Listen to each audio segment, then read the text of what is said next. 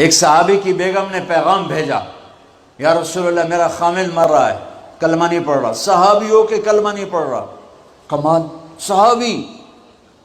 اب بھاگ کے گئے، ہم نے کہا بیٹا کلمہ پڑھ، پڑھوانے والے نبی، پڑھنے والا صحابی۔ کہا جی پڑھا نہیں جاتا، بول رہا ہے کلمہ نہیں پڑھا جا رہا۔ ہم نے کہا کیا ہو؟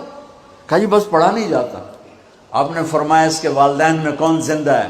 کہا جی ماں زندہ ہے۔ تو آپ نے کہا اس کی ماں کو بلاؤ، اور ماں آ گئی۔ آپ نے فرمایا علقمہ کی ماں تو بیٹے سے ناراض تو نہیں؟ سننا بچوں، غور سے سننا، یہ بچیاں بھی غور سے سنو۔ کہا جی میں ناراض ہوں، ناراض ہوں۔ کہا تجھے کیا ناراضگی ہے؟ ہائے، کہ یا رسول اللہ مجھے اس کے دین کا کوئی گلہ نہیں ہے، بہت نیک بچہ ہے، راتوں کو اٹھ کے تہجد پڑھتا ہے، نفلوں میں کھڑے ہو کے قرآن پڑھتا ہے، دن میں روزے رکھتا ہے، لیکن بس مجھ سے جب بولتا ہے تو بدتمیز ہو کے بولتا ہے، میرا دل چیر کے رکھ دیتا ہے جب مجھ سے بات کرتا ہے، بس مجھے اس کا دکھ درد ہے۔ آج تو ماؤں کی پٹائیاں کرتی ہے اولاد، وہاں صرف زبان کی تیزی، زبان کا لہجہ روکھا، کہ یا رسول اللہ بہت بدتمیز ہو کے بولتا ہے۔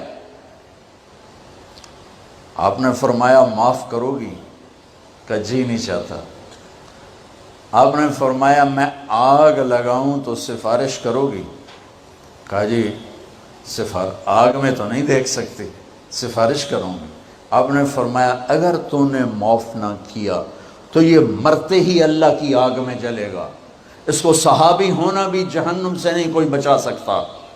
حالانکہ قرآن کہتا کُلًّا وعد اللہ الحسنى، اے میرے نبی میرا وعدہ ہے تیرے تمام صحابہ جنتی ہیں، لیکن میرے نبی نے کہا سن لے، تو نے معاف نہ کیا تو یہ سیدھا اللہ کی آگ میں جائے گا۔